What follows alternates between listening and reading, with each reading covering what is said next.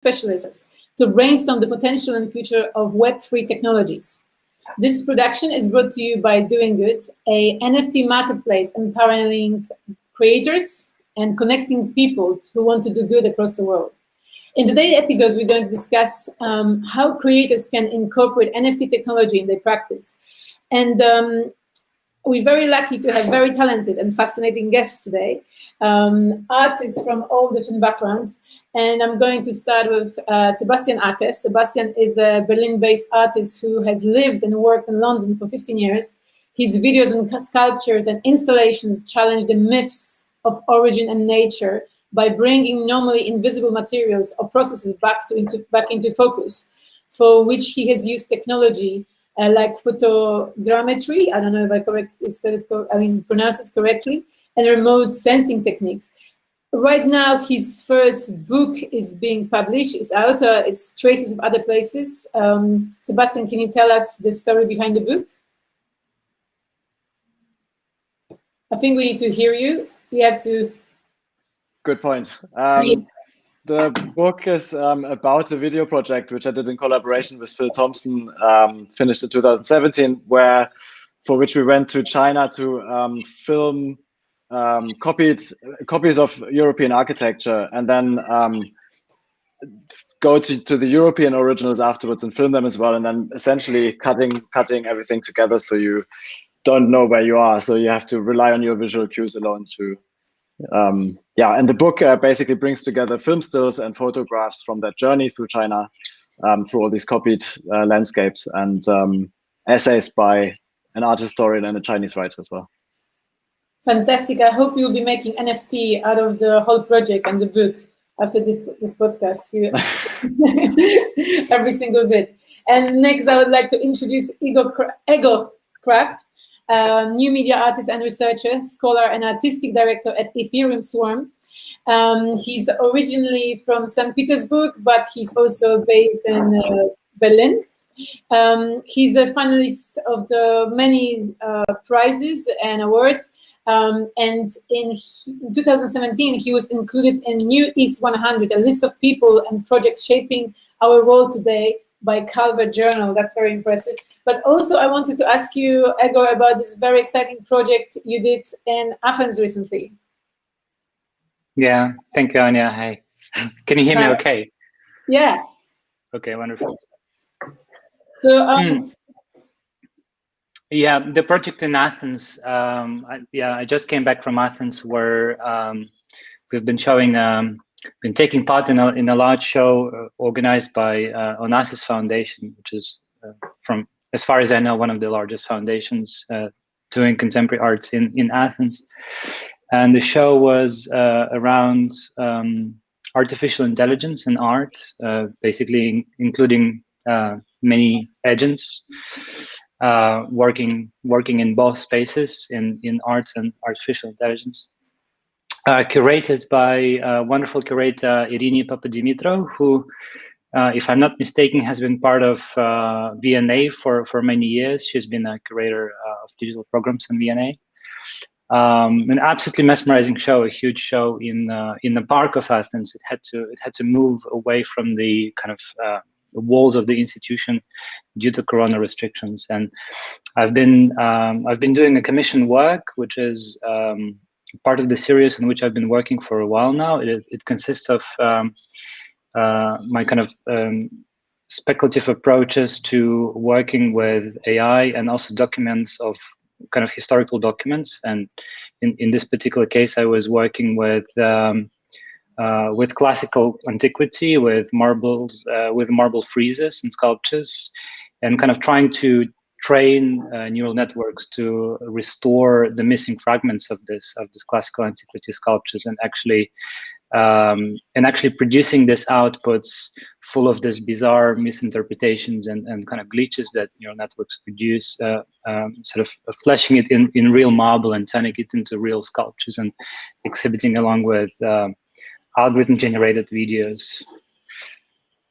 Yeah. Fascinating. That's great. Well, it's good to hear that things are happening during this post-pandemic world.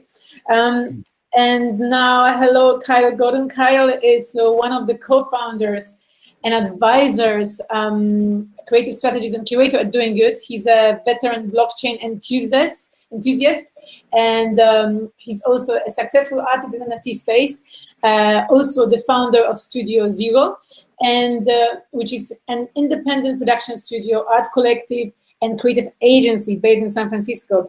Kyle, what's happening at DoinGud apart from this exciting podcast? There's definitely a lot going on right now. We're getting ready for launch next month. We have a bunch of artists who we're working with, and everything's going really good. We're building out some cool stuff, and I'm hoping someday soon I can get back to making art.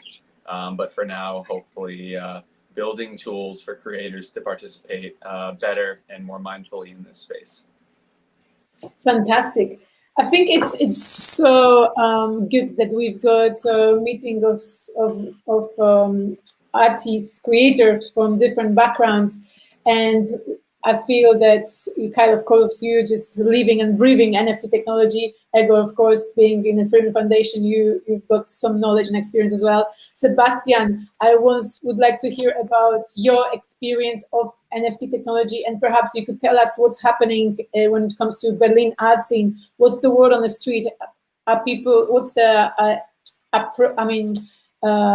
What the artists are thinking about this technology? Are they treating it as a challenge, or are they excited? Maybe I should say first that that I'm really kind of new to this. I'm NFT curious and blockchain curious and so on, but I wasn't in the space before the recent hype of NFTs. And I think most of my friends in the art world, both gallerists and artists, are probably also coming from a sculpture background, installations, videos, and weren't necessarily in the space before. And now I got very interested. I mean, during the second Corona lockdown, or was it the third one? I stopped counting at one point.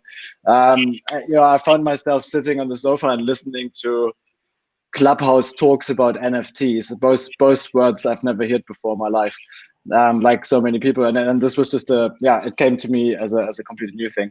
And I got very interested in it.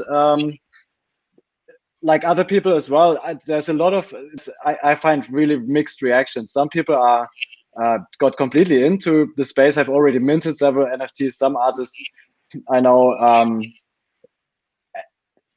don't quite understand, I guess, yet the potential of what NFTs really can do. Is it a new way of working? Is it just a new way of selling? Is it just a proof of authenticity, provenance, or so there's this kind of there is conversations about it, but very different approaches. And for myself, or maybe we talk about that later. But yeah, that's a general kind of word on the street. I got. When did you get into, when did you first hear about NFTs? That was during the lockdown. Really, I was quite late to the game when the big hype happened, when obviously all the crypto, the coins related to it went through the roof, and everyone was suddenly talking about NFTs. Not before that. But everybody was on it. And Egor Kraft, I think you must have been into that technology before, judging by your connection to Ethereum technology. I think we also. I was muted, I guess. Yeah, you're right, Ania. I was actually, I've been in the space maybe for about 4 or 5 years now. I think I got very interested during my kind of research program and studies at Chalky Institute. There's a well-known program. I think Sebastian knows the program, by the way. I think I have seen something that he has been participating in some sort of way in this wonderful program. It's called the new Normalized, Chalky Institute in Moscow. I was visiting 2 years ago. Yeah, it's a great program. Sorry. Actually, in Berlin, right? Because did you do it in Moscow, Sebastian? That was just an online artist talk I did. I was in Berlin, but it took place at Striker. Okay, fantastic. Yeah. Okay. Yeah, but it's a very special place, Chalky. But anyway, yeah, I think kind of having acquainted with work of some theorists like Benjamin Bratton and some other people kind of thinking and writing and working on designing systems, I got very interested. And by coincidence, actually, I started working with Ethereum Foundation, or not exactly the foundation, but kind of a branch of a foundation, which is called Ethereum Swarm, which is a project that was supported by Ethereum Foundation for a very long time. Now it's graduated from the foundation. It kind of and recently launched on mainnet with its own token. The project is about sort of kind of decentralized storage solution, basically. Somewhat similar maybe to what IPFS is doing, but kind of perhaps in a very different space in terms of ideology and kind of philosophy of design direction, I would say. So yeah, just kind of to briefly answer your question, I've been in the space for a while, and I was absolutely turned down by the hype around the recent hype around NFTs rather than inspired by it, to be honest. Oh wow, that's interesting. We're going to have an interesting discussion here, but I wanted to ask Kyle right now, like, of course you are very deep in that subject, but how much do you think artists need to know about NFT technology in order to get into it? How long does it take? Is it scary, or is there a way to have a quick dive and just know everything and be kind of, very comfortable in it? I don't think it's a quick dive. I think everyday tools are getting a lot better. And I know that's like one of the things we're really stressing. We want to make sure that people can come into this space and participate without having any blockchain experience. But the longer you're in this space, I think the more you get jaded to the fact that we think like setting up a MetaMask and plugging it into a platform and like buying something on Coinbase or using a fiat on-ramp for crypto, sending it to your wallet and all that is like really, really easy. And in reality, that is just like complete nonsense to like 99% of the world. So I think what we really need is a lot easier tools for people. I think the introduction of like credit card payments and fiat on-ramps are really helpful when it comes to platforms. But even still, there's still a lot of gatekeeping left on a lot of platforms that bar out most of the creators in the world. So I think there's still a long way to go. But I think if people wanted to experiment and get involved today, fortunately, there's some amazing articles and resources and educational material that people have been releasing that helps a lot. Mm. Sebastian, how does it sound? Like, are you familiar with everything that Kyle is talking about, or does it still seem like a foreign ground to you? No, I think I got most what you said, Kyle. No, I'm just saying, have you been exploring all of this? I'm not saying I'm not trying to imply you don't understand what he's saying. I have the luck that basically a programmer friends is helping me with actually implementing things. So one of the things, for example, I was very concerned about is the environmental cost of minting an NFT, which obviously also like was, the discourse kind of moved that way, and a lot of people talked about that during this hype in the end. And apparently he found a way. Unfortunately, I can't tell you the details because I didn't dive in enough yet. But he found a way to use a proof of stake way to make it to keep the energy use quite low, and so on. So this is kind of where I'm lucky to have someone to work with, someone who is actually helping me. Well, lucky you. So I was wondering what is just. What are the other artists doing, and what is your advice, Kyle and Egor? Like, should people have a similar attitude to Sebastian, where he's kind of like has some knowledge, but then he's outsourcing the kind of difficult part from someone, or should they actually like they should do this deep dive and really try to know the foundations of the technology and how it works and all the tricky bits. I can start perhaps. Well, I think it's a little bit difficult for me to say. I'm kind of I'm in the space. The space from which I kind of start working usually is very kind of critical space in which I am really interested in the technology and kind of its implications in the world in the first place, and I kind of act out of this research usually. So for me it is incredibly important, but at the same time, most of us end up being rather users of certain technologies rather than kind of designers of those technologies. So it is not perhaps applicable to anyone. But for me personally, I have I'm quite active as an artist in in all kinds of traditional markets. I work with galleries, I take part in fairs.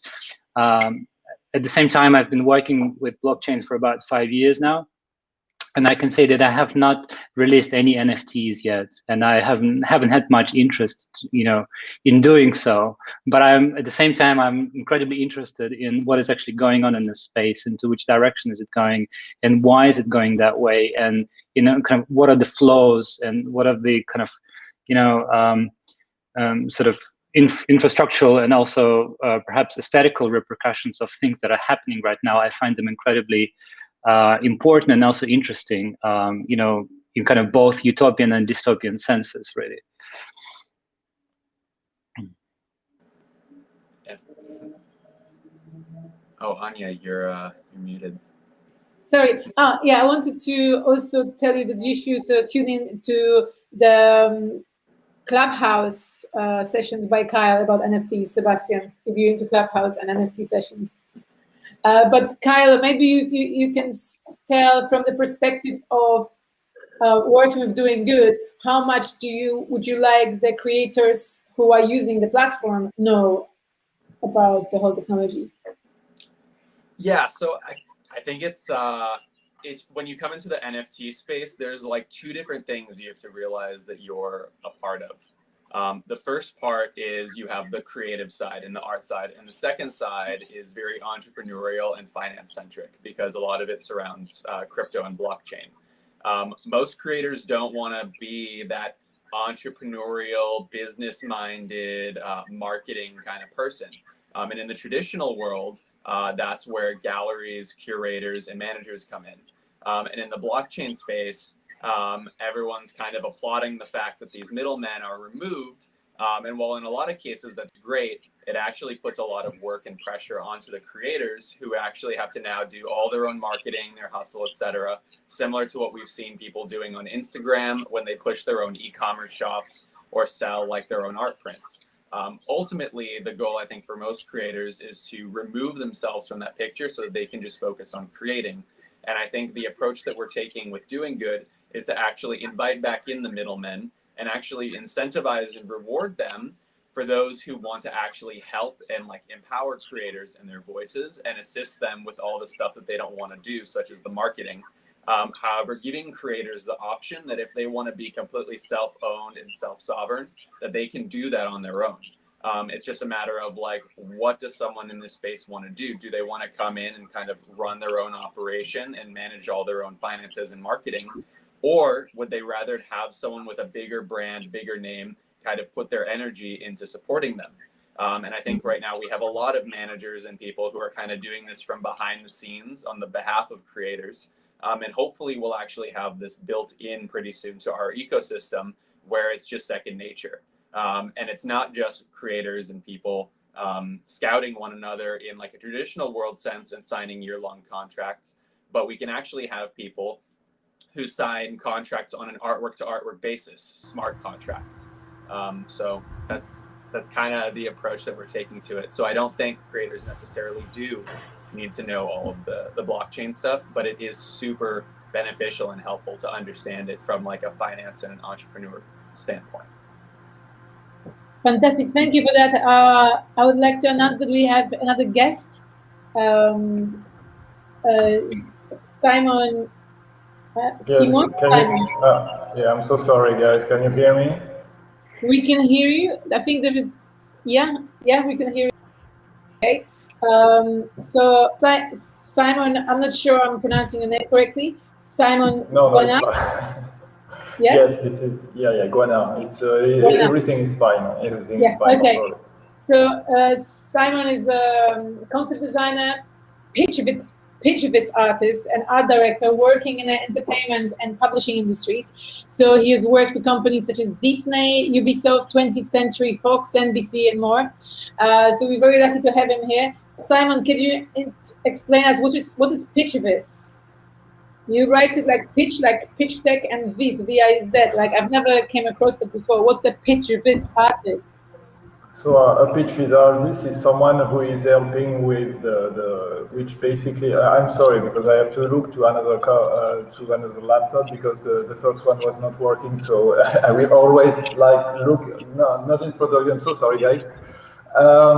Basically, pretty much everyone know what a pitch is. Usually in cinema or entertainment, it's basically the first one-liner or something that is the first approach to a project. So a pitchvis artist is someone who will build the picture that will help sell the project at the beginning of the early pre-production of a project. So this is basically someone that will create the first visual for the project and will help bring more money or more interest or just explain a bit more the basic of the project that is basically starting. Yeah, I think there is something when it comes to audio on your side, Simon. There is a little bit of more noise. If you have headphones around, that'd be super. I have headphones, but I'm so sorry, but I'm here. It's really a cathedral, something like it's very high. So, yeah. It's very high. So you may hear some distortion in the sound. I will try to get higher. Do you hear? Can you hear me a bit better now? Yes. It's just, I think it's better. So can you pitchvis? Can you NFT a pitchvis? You can NFT pretty much everything, I think, these days. But mainly, you can produce an NFT of a picture or of a text for a project. But I think it would be new territory right now. It may be an approach linked to I don't know if you already discussed this DAO. I don't know if you guys are knowing what DAO are. Kyle? Basically. No. You have to explain us. So DAO is basically a contract between. Oh yeah, DAO. Oh yeah. Okay. DAO. Okay. I'm so sorry. We thought it was like a new technology none of us know about. That would be like, breaking news on Tokenverse podcast. Wow, the latest technology has just been announced. But no, okay. So you may be able to link an NFT to DAO to a project. I think it would be better this way. Yeah, no, absolutely. Before we go into this discussion about about different formats of NFTs and converting different creative projects into NFTs, I wanted to come back to what Kyle mentioned very rightly, that there is two aspects of doing NFTs. One is this creative side, and the other is this kind of more entrepreneurial side. Now, I want to ask Sebastian. We know that you're very lucky to have a programmer friend who helps you with tech side. How do you approach this kind of self-marketing and entrepreneurial side? I believe you haven't done any NFTs yet. You're in the process of doing some, right? Yeah, that's right. So I can't really say much about that yet because I haven't even decided for the platform yet where to release it. But I'm looking around and it triggers all sorts of questions about self-marketing, promotion, and who actually buys it, what the hierarchies are. And also one of the interesting thing for me, if I look at these platforms, is that there's this on the one hand, there's this promise of Web 3 to cut out the middleman, and at the same time, you wonder what new hierarchies that are there, because these platforms are essentially, there's some platforms which on the first page, or if you scroll down in the first kind of projects, you see that's all kind of names you already know, basically. So already famous artists, being there on the top, for example. There's all these questions. So it's like, it's this new space, and I'm just shopping around for ideas, looking at things at the moment. Mm-hmm. And can you tell us about the NFTs you're working on? Because your work is, like film, installation, very different media. So can you tell us about the NFTs you're doing? Are you converting old art into NFTs, or are they designed especially for NFT space?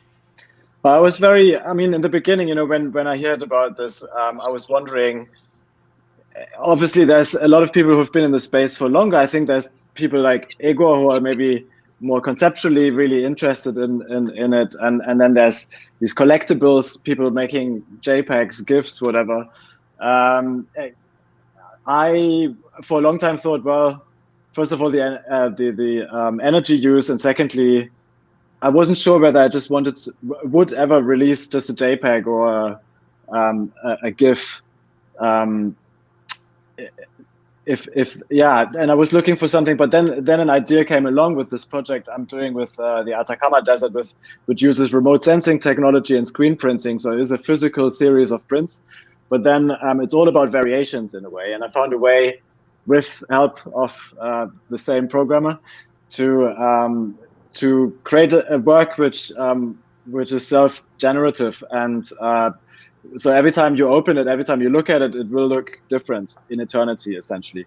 And that's because it's programmed, and because it's more complex than a GIF or a JPEG. I kind of feel like it lives it makes more sense as it makes more sense as an NFT for me suddenly somehow. It's just maybe also it's because I'm not a collector personality myself. I guess I don't collect stamps or artworks or cars or anything.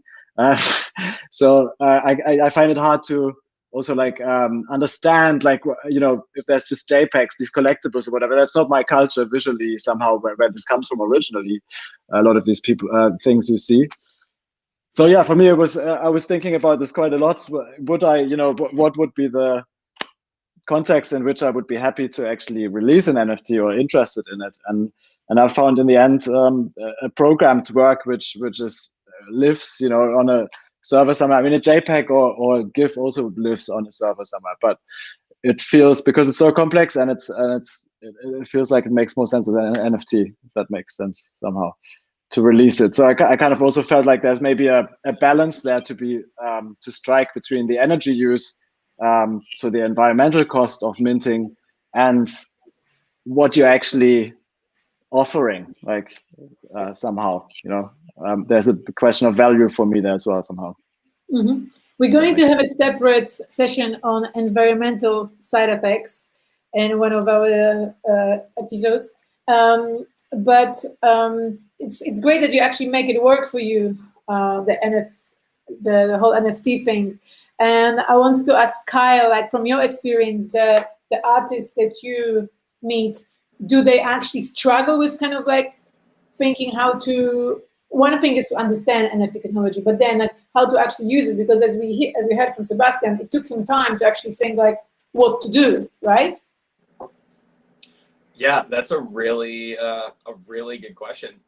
So at least a lot of the creators I've spoken to, even ones that have been in the NFT space for a while, I think still struggle with what they should do to best take advantage of what NFTs are. And it's actually a medium.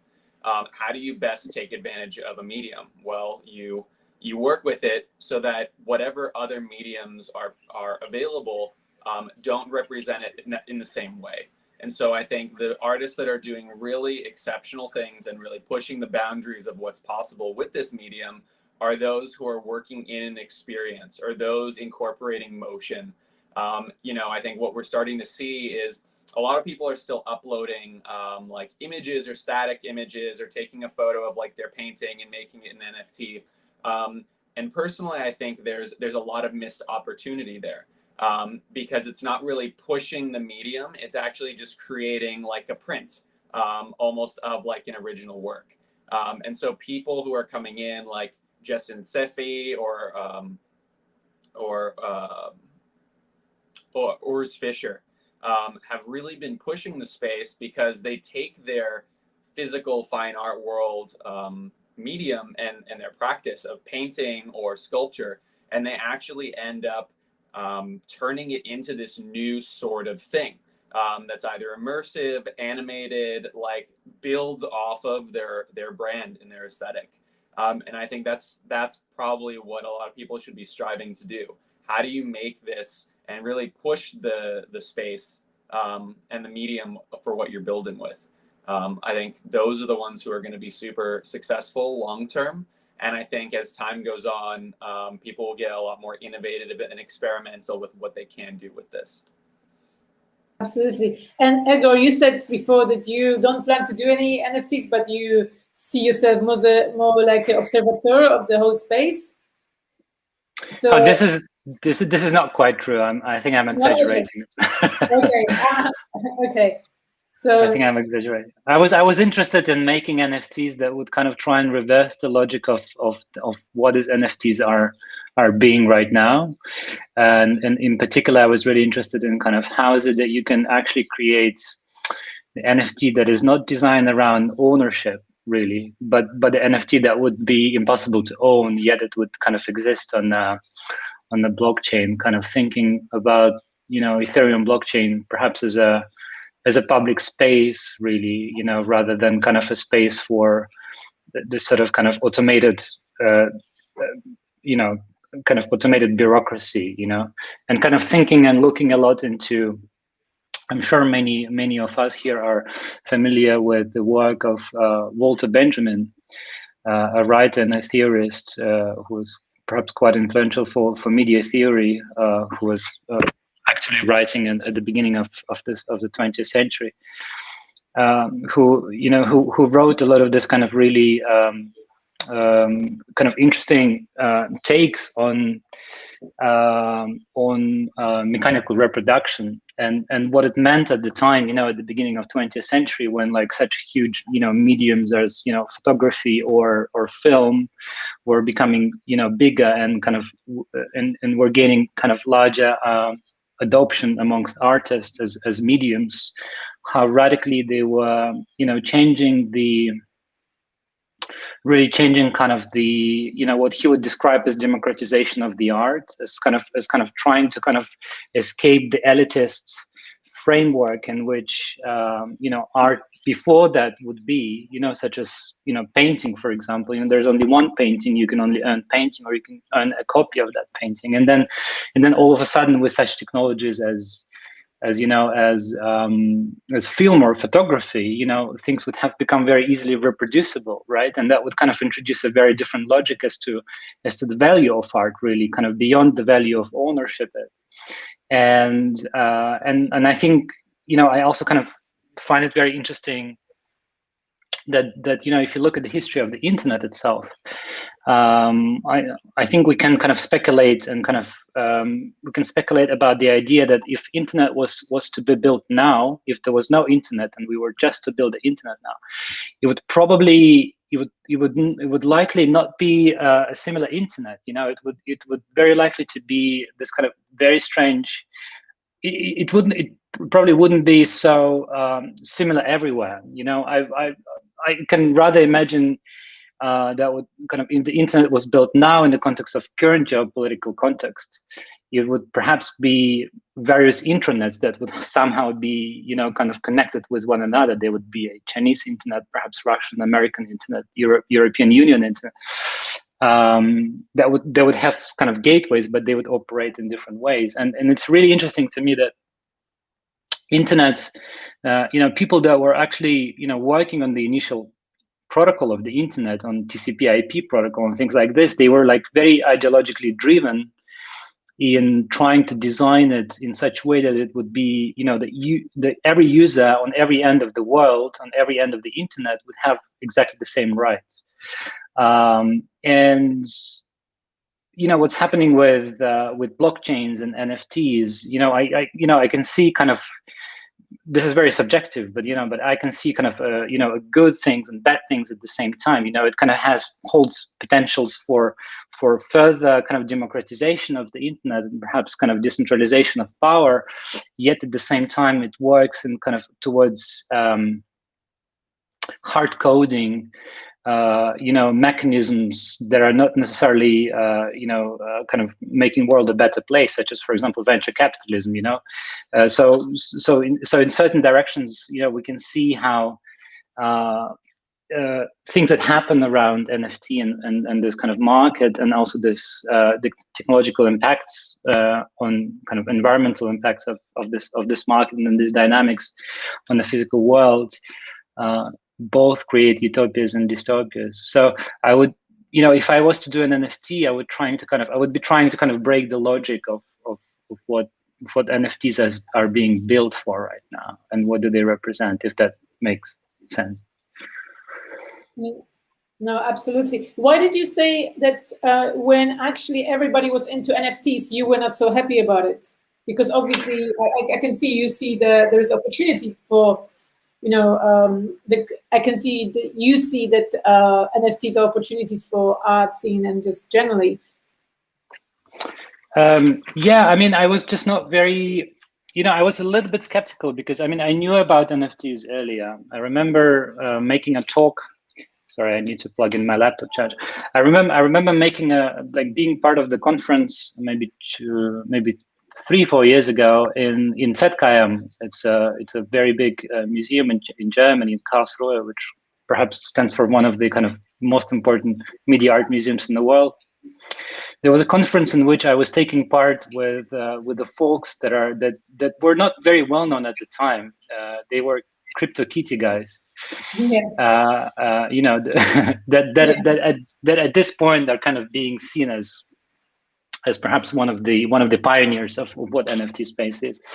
And so I knew about NFT. I knew people that were doing it and already had success in NFTs. And then all of a sudden seeing this kind of mass adoption, to me, it seemed a little bit like, it would look like it's a bubble that will burst, because you can see that in many ways the technology has to advance further. The infrastructure even has to advance. Right now, to me, the artwork, if the NFT artwork is not really linked to decentralized storage, for example, such as like IPFS or Swarm, the project on which I've been working for years now. It is nothing more than just a certificate, really. That is just a hard-coded certificate for an artwork into blockchain. It doesn't really represent the artwork. And I've been working with 2 galleries for past 5 years now, and each time we saw an artwork, I would always issue a certificate. It would be like a certificate printed on a paper that would be kind of handed in to a collector. And to me, NFTs didn't really, majority of what was going on in the NFT space wouldn't represent more than this kind of certificate hard-coded into the blockchain, which costs a lot in terms of kind of environmental impact as well. So that perhaps was my main criticism, but also, I was really interested in kind of, not necessarily trying to hard code kind of the models of ownership or kind of financial mechanisms that existed in the financial world for centuries now. The kind of hard coding those into blockchain, but perhaps trying to think towards kind of different models that blockchain can represent, such as co-ownership, for example, models of co-ownership or models of co-production. I'm much more interested in kind of not in the idea of kind of elitarian ownership of a very expensive NFT, but I would be much rather interested in how is that we can all together fund a really interesting art project, by using microtransactions, for example, for making this happen. And also perhaps I was not very kind of entirely into the idea of cutting the middleman. and we have touched upon this topic a little bit now during this conversation today, but really, I think it's kind of important to ask, what middlemen do we want to cut, really? If we want to cut off, the gallerist who just takes 50% of every sale and doesn't do much, but just has a name and a big, space in one of the world major capitals, that is perhaps a good thing. But if we're kind of trying to cut down on a critic or a curator or a writer or someone who actually has a degree and spent decades on trying to research and figure out what's going on in the art today, and what is actually valuable and what is not, then this is perhaps not necessarily a good thing, really, right? So yeah, those are my points. Absolutely. We already had one podcast on it, but I think we're going to have another one about this particular aspect of curatorship and middleman in the NFT space. But I suppose, Simon, you have very different experience, and I wanted to ask you, in your line of work, are NFTs seen as more of a challenge or opportunity? Both. You have basically the idea that this is a continuity of what has been created for the past 20 years. You should come closer to the microphone, I think, if you can. Yeah? It's better like this? Yeah. Basically, I think, you have two points of view. One is that it's the continuity of the digital work that was created and that emerged like 25 years ago, even a bit more, I think, like 40 years ago, but commercially speaking, it was the start of the century when I started. So basically, it is, in this kind of way, something that is a natural evolution of the media, because, like you all said, before that we had certificates, and I was a painter. I was an oil painter before I was a digital artist, and we pretty much always use these kind of things. And for a long time, even the digital media was not even recognized as the continuity of art. Today, it's the principal media of production in my line of work, and it's basically something that will not go away. It's here, and the next generation that already emerged like 5 years ago or something like this, all works with async, all works digitally for this kind of work. So, but it was lacking something, I think, because again, it's a very, very new media in terms of the evolution of the art and history. So it was lacking this kind of validation certificate or something like this that we all wanted for a very long time. We have been able to produce something that would sound, even if it's fake, because it's completely fake, the fact that it will be unique. But even if it's not the complete package, it's still clearly something that was lacking. The fact that you need a receipt, you need something that will basically tell you how much the piece cost when it was created in the world. Because again, we are living right now, but the world will go without us, and we need something to be able to put history on a piece, to put more than what it is. And in the digital world, it's something that has to be discussed. Because even if it's digital, it's not immortal. We all know that any battery in any computer in the world, or any laptop, or any hard drive will die in 10 years. So it's still something very much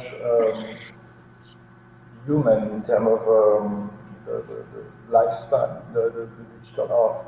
So we still need something like this, something that will tell, and this is why I was, like Igor, I was interested in NFT like probably 3 years ago, or something like that.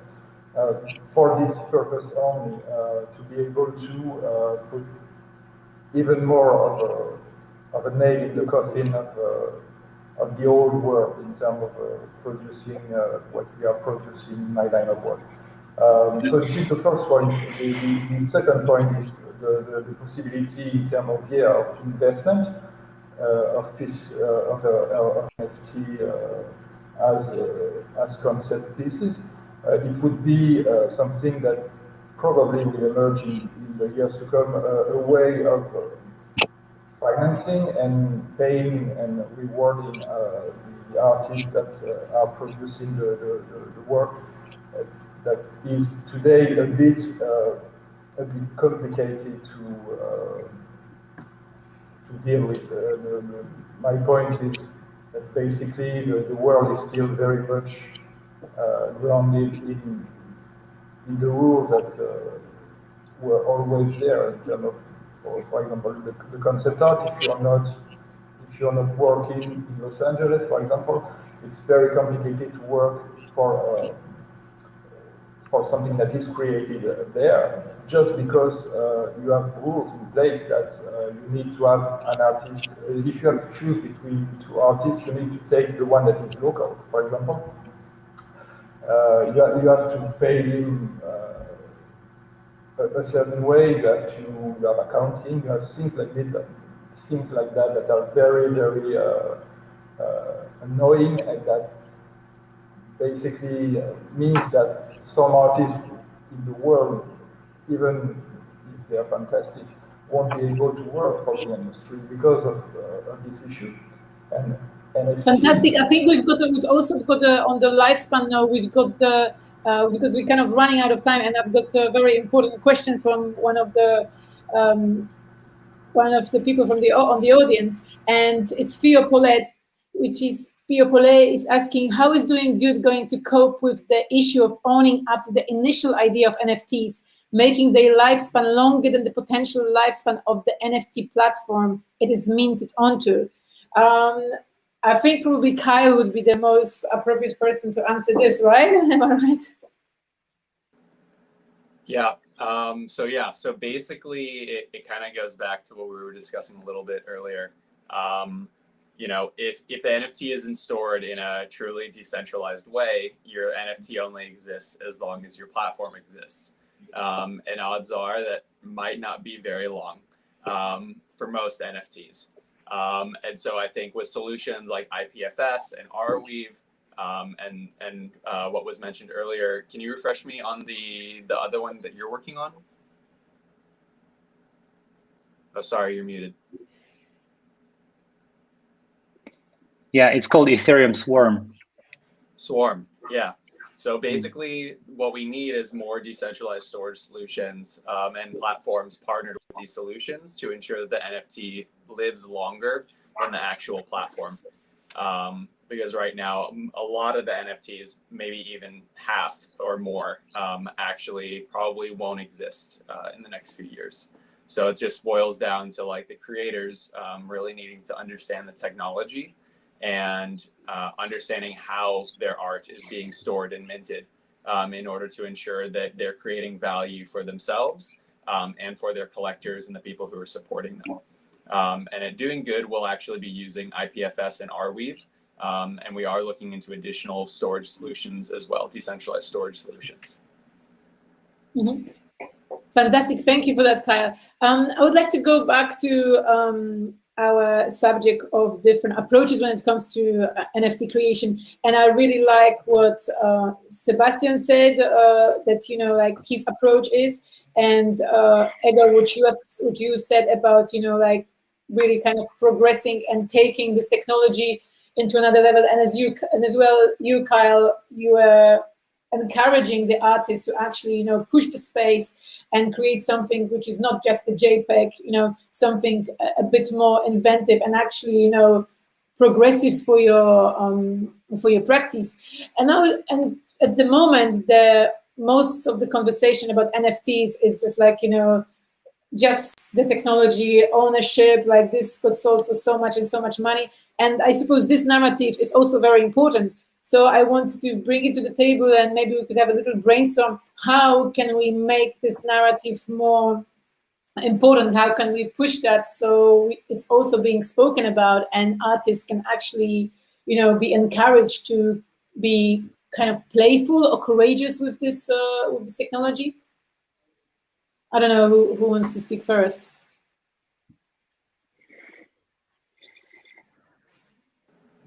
Right, Sebastian, I'll go. You go. Okay. Oh, Sebastian, do you want No, to? you go. Especially okay. you actually disappeared, right? You have to go in 9 minutes. Yeah. Go ahead. I mean, I think it just boils down to like the intention. Before you're going to jump into this space, what are you trying to achieve? Are you trying to make lots of money? Are you trying to further your art and your brand? Are you trying to create another avenue or medium, or work in another medium with your artwork, and experiment and like use that to its fullest potential? What I would really love to see is more people starting, now that the world is kind of opening up to a degree. I think we're going to start seeing a lot of really interesting applications of NFT in physical spaces as tickets to entry, either as physical, like geolocation based events where you can have like claiming in various cities at the same time. I think there's a lot of potential for creativity because there isn't really a rule book yet. It's rather unwritten, and since the technology is so primitive still, there's a lot more that can be pushed with it, especially when it comes to like the cool hardware displays that are coming out and like holograms. And I mean, there's some cool stuff. And I think a lot of people came into this thinking like, oh, I have my NFT, I can just show it on my wallet, and that's cool. But now creators are really pushing it and creating experiences, like bringing the NFT out of the digital realm and putting it into physical spaces. So I would encourage creators to explore the possibilities and try things differently, because there's no right or wrong way to do it right now. And Sebastian, how would you advise other creators who want to get into NFT space and they kind of don't know how to navigate it? Obviously, you found it confusing, but you found your kind of like, I don't know, should I call it niche or your own approach? I don't know if I can say much about that. Like, I think what we're seeing is also that there's a million different approaches, and people want to do a million different things with it, right? Like, as we said, like whether you want to actually try and use it as a democratizing tool and like collect money for a group of people, or whether you want to make as much cash as possible, or whether you want to, have a real life event and link an NFT to it, or actually have an artwork which lives on a computer. There's all those very different approaches to it, or whether you actually want to conceptually engage with what's happening, what's possible, or whether you would just want to use it in order to find a new audience. I guess I can't say much about it because I haven't even minted mine yet, but I guess everyone just has to find their own way. There's no, I mean, this is maybe also the beauty about the whole thing, right? There's no rule book yet, and so many different approaches are possible. Mm-hmm. So just everyone, I guess, has to find their own way. And yeah, no, absolutely. And Egor, from your perspective, what would you encourage? Do you think there's enough conversation between creators and the people who are actually, how to say, more of the philosophers, or more like intellectuals, or in the whole in the space? What is your question again, Ania? Yeah, sorry. So obviously we were saying that, like, it's great to encourage the artists to find their own ways of kind of creating NFTs, and so I'm wondering, but you more interested in the kind of where the space is going in general, as I understand, right? So Yeah. my question is, do we need strong conversation between the people who are more over, I don't know, researchers in that space, I would say, and the artists, or do we need to facilitate this conversation kind of in some kind of official way, or do you think it's happening already organically? Yeah, no, I do think that we need to facilitate this conversation, and I think, to be honest, I think we need to take it even further. And what I see as a trend in many blockchain platforms right now, and I hope this becomes kind of a widespread trend and the standard, is that there is a voting mechanism on the platform itself. I can see a lot of the interesting blockchain platforms implementing voting within the platform itself, and I think this is what I would really like to see. I would really like to see that we use the technology, not like I mentioned earlier, not only kind of in ways to kind of encode the existing mechanism and existing financial mechanism of the world, which is not necessarily the best one really, into the blockchain and to like the kind of the digital realm, and and kind of re-exaggerate this kind of dystopian capitalism perhaps in which we live, but to also kind of see and recognize the potential and to really design around the other kind of potential and the other narratives that technology suggests. And I think that one of these like really strong narratives around such technologies as blockchain is really the community and how community engagement and governance of that community engagement, how they can exist in new different ways. And I think I would like to see new platforms for perhaps new art NFT marketplaces that would have less authoritarian mechanisms of governance that are not perhaps not so similar to existing power structures of the world in which we live today. So this is something I would really like to encourage, and I would really like to see, and something I would also like fight for, really. And I'm sure Kyle will tell you a lot about the system that we have at DoinGud, but I think he needs to go right now, right? Is that correct, Kyle? I have like 2 more minutes. Okay, he's got 2 more minutes. Okay, why don't you wave to me when you need to go, because I'm aware that you've got an appointment. Yeah, no, of course. But that's very interesting, Egor. I don't know. Do we want to ask questions to each other, or Kyle, do you want to comment, or Simon, about about the importance of community when it comes to NFT platforms? That was one of the points that I. Can you hear me, guys?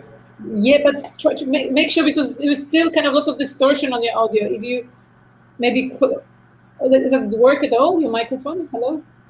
Yes, I can hear you. Yeah, it does. It does. Yeah, you have to keep it very close to your side. Yeah.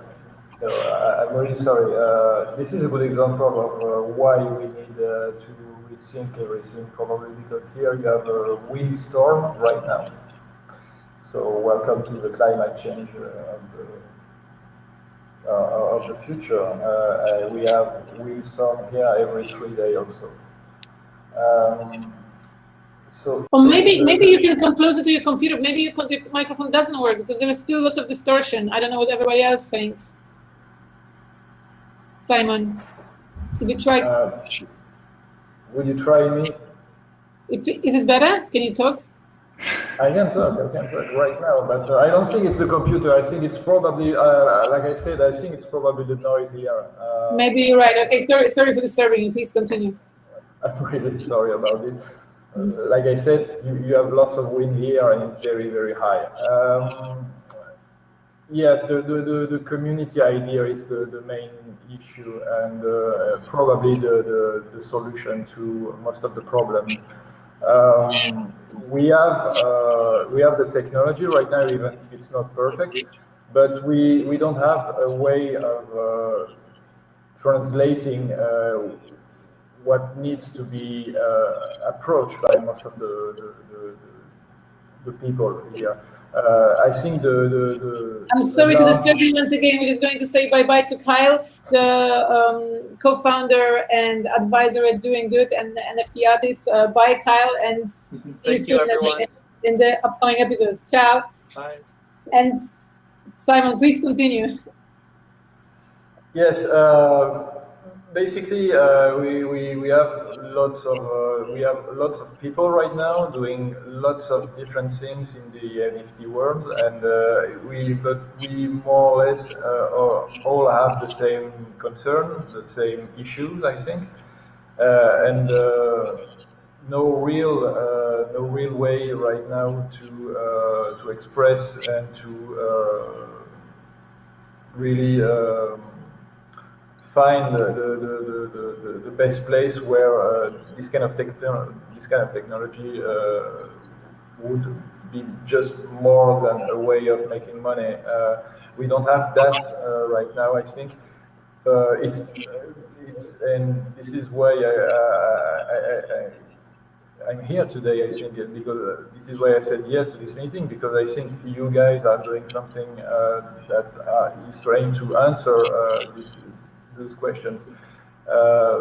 But like I think all of you guys here, I'm pretty much, I was afraid when I've seen the NFT scene, the NFT scene that those past few months. I was afraid of what it meant for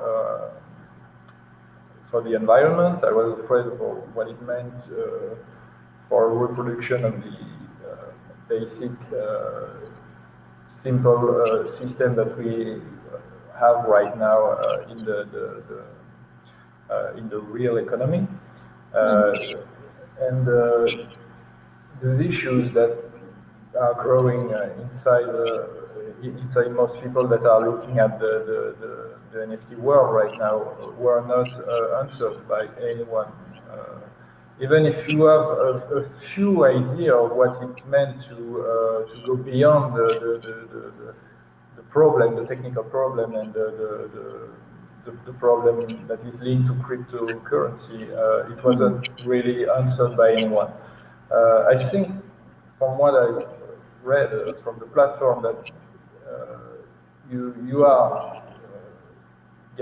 guys trying to answer those concerns, and for me this is interesting. This is pretty much again linked to community, and to I think the future will be basically more linked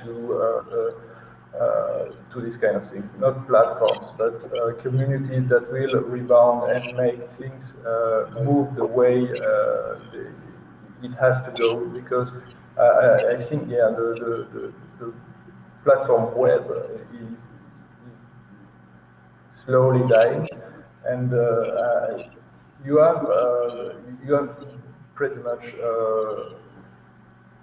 a free page in front of you to try to build something that will answer all the issues that we have right now with the NFT and with the digital world, that will not go back, because people won't go back to the way they were like even 2 years ago. You have too much money involved, you have too many people involved, you have too many ways of life that are evolving because of the digital world again. So much new type of work, so much new type of idea that we require this world. So it won't go back.